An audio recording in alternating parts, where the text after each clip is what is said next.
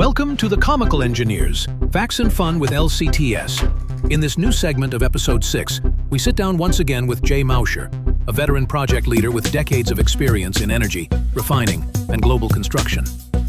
In this first part, Jay shares his time teaching at Shell Project Academy, collaborating with universities around the world, and how a single, minor change during fabrication turned into an unforgettable $800,000 lesson in change management.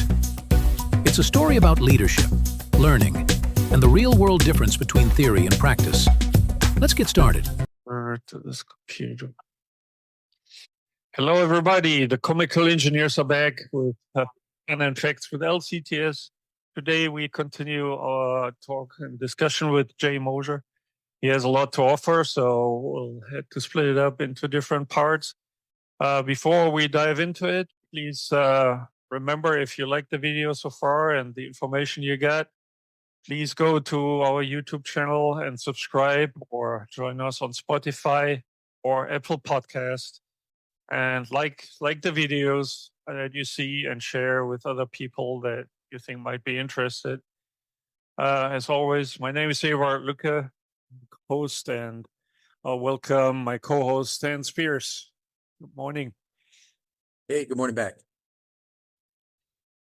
So let's continue the discussion where we left last time. I think we were about to enter the part of your career, Jay, where you worked with Shell on some teaching assignments.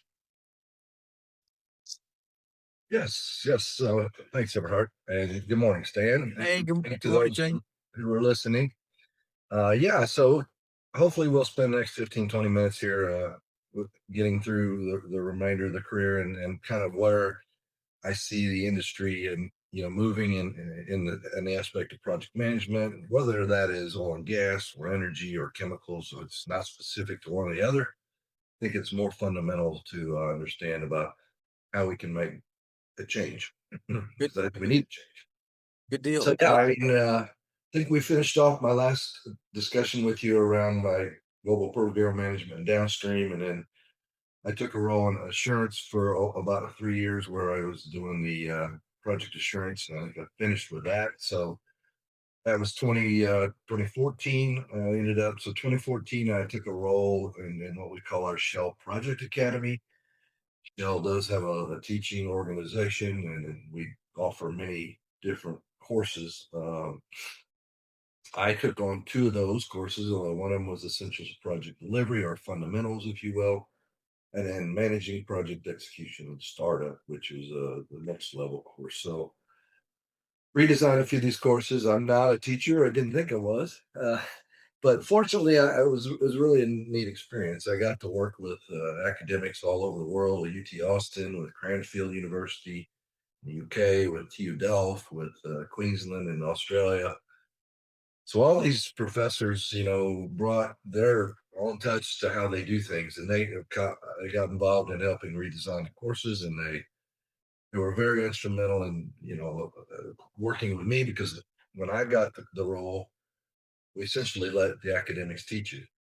And I didn't like that. I think it was better if they had real world experience. And so I started teaching the course with one academic, and it made a big difference in the way that, the course was rated and the popularity of it. And I think in those 5 years or 4 years, I can't recall, 3,000 people, maybe. I don't know how many people live. Wow.